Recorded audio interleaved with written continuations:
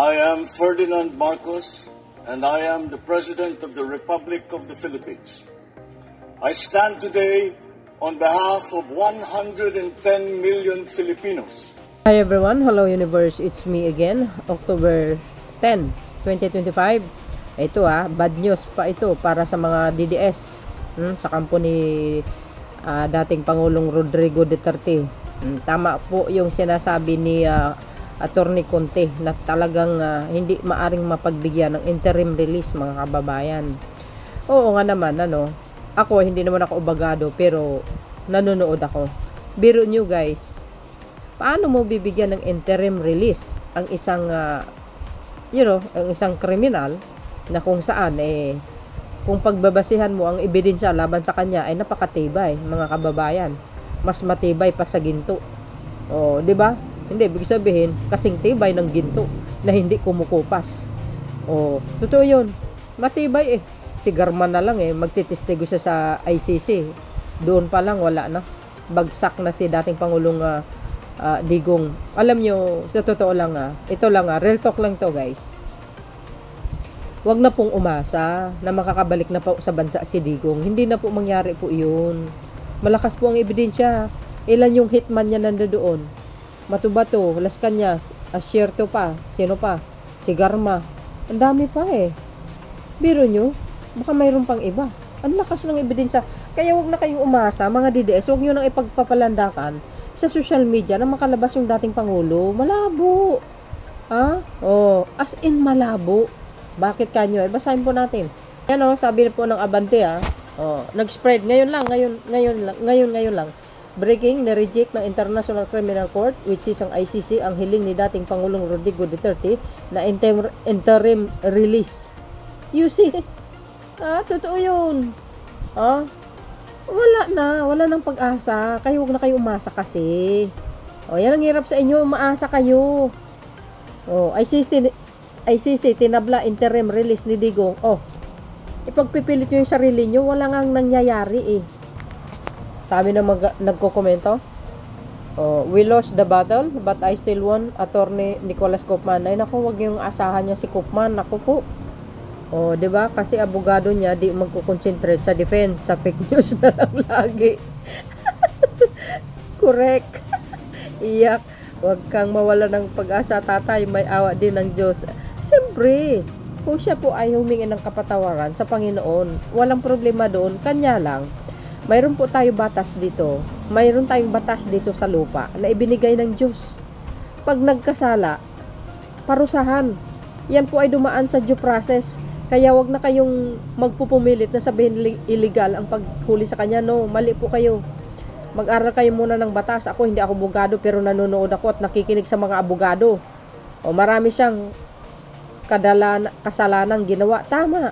Ito, masasabi natin, well, ako, napipredict ko din talaga, mga kababayan, na unti-unti natin, makukuha ang hustisya, para sa mga EJK victim. You see, not only nagiging presidente siya, syempre, kasama na po yung naging mayor siya. Kaya, ang masaklap dito, mga kababayan, baka sa susunod, mayroon siyang makakasama doon sa kulungan. Abangan po natin yan. Dapat pasukin na din ng ICC ang mga politiko datong korap. Kasi pag dito lang walang makukulong na mga politiko dito, hindi naman sa ganun. Ang mahirap din kasi sa atin, kung ang isang pinuno ay laging pabor sa mga kawatan, wala tayong maasahan Kaya nga, ano bang nangyari kay Digong kung bakit nasa ICC? Di ba sinampahan sa kaso doon? Kasi, yung sinasabi mo, yan po ay nangyari sa panahon niya. Walang batas Kontrolado niya lahat. Sa panahon ni Pangulong Marcos Jr. You see, bakit nakalaya si dating Congressman si dating Senador De Lima? Dahil gawa-gawa yun, yung ginawa sa kanya. Tanim ebidensya. Kung si Sara ang naging presidente ngayon, do you think makakalabas si De Lima? Hindi.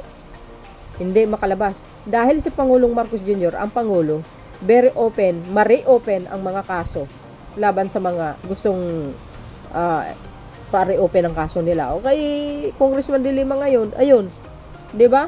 Na-absuelto siya.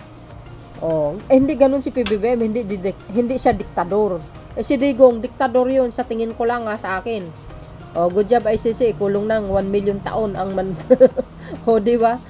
Gagalit ang tao Tama lang sa daming namatay sa EJK at inosenteng nadamay na minura ang Diyos, kaya yan ang parusa ng Panginoon habang buhay ka dyan. Totoo yun. Totoo yun mga kababayan. Ito pa, yung sinabi ni dating Senator Trillanes. Alam nyo, hindi ako fans ni Trillanes, pero magaling itong tao nito. Well, baka hindi nyo alam si Trillanes, guys, cum laude yan, ha? Ito, tingnan nyo to. Ayan, sabi ng politiko, former Senator Antonio Trillanes, deport, said the International Criminal Court, which is ang ICC, will not allow the interim release of former President Rodrigo Duterte in the Philippines because the country is no longer a member state. You see, if yun, doon nagkamali si Digong. Kumalas siya. Kung nagkataon na hindi naman siya kumalas, baka maisalba pa siya. 'Di ba? Kasi may jurisdiction pa rin ang ICC dito. So there's a possible. Kaya nga 'di ba sabi ko sa isang video ko, kung hindi sana kumalas si Digong sa ICC, baka dito na ikulong 'yan.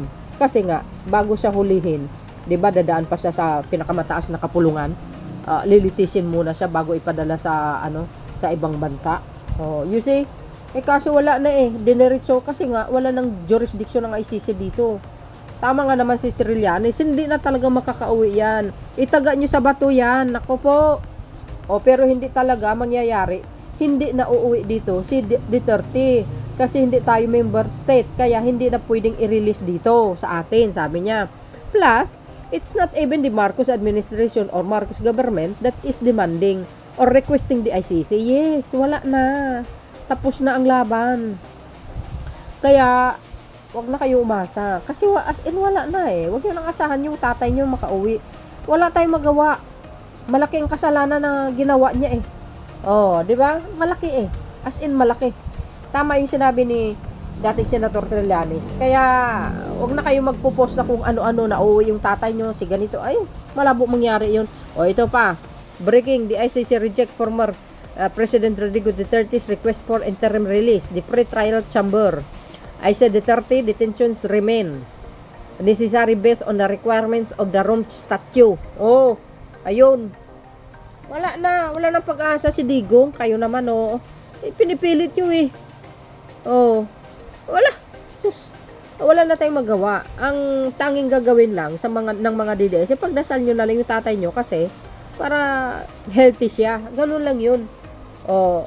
Masakit man sa kalooban ng ibang mga Pilipino na nakulong yung dating Pangulo, pero wala tayong magagawa mga kababayan. Ito po ay sumusunod lang tayo kung ano po ang batas. Yan ang batas na binigay sa atin ng Diyos. Tanggapin nyo na lang po. Total naman, sinabi ni Digong that time, matagal niyang hinintay ang ICC para magpakulong siya. Ay, natupad yung wish niya. 'Di ba? Hinihintay niya. Wala tayong magagawa. Pagpanalangin nyo na lang ang kanyang kalusugan na sana tumagal pa. 'Di ba? Ito po yung sinasabi natin. This is due process. 'Di ba? Yung ginagawa sa kanya. Pero yung panahon niya, pag nag-utos lang, kumitil ng tao, diretso, tsugi ka agad. Walang due process. Ito, buti nga yung pagkahuli niya, due process nga yan Kayo naman So yun mga kababayan, wala tayong magagawa. Tangkapin nyo na lang. Masama man sa kalooban nyo.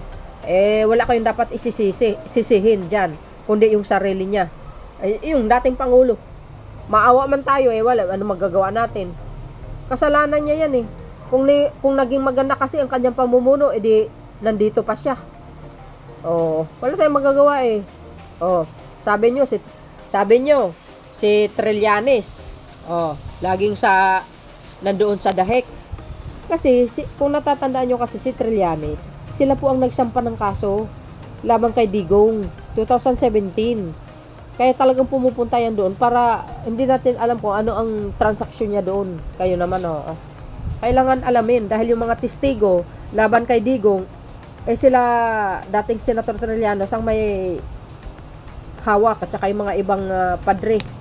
Oh, yun mga bes. Ang ating pinaka-latest update. See you again on my next upload. Oh, there's more. Kaya wag na umasa, okay? Thank you for watching. Bye bye bye and baboos. God bless Philippines. Follow me, baboos.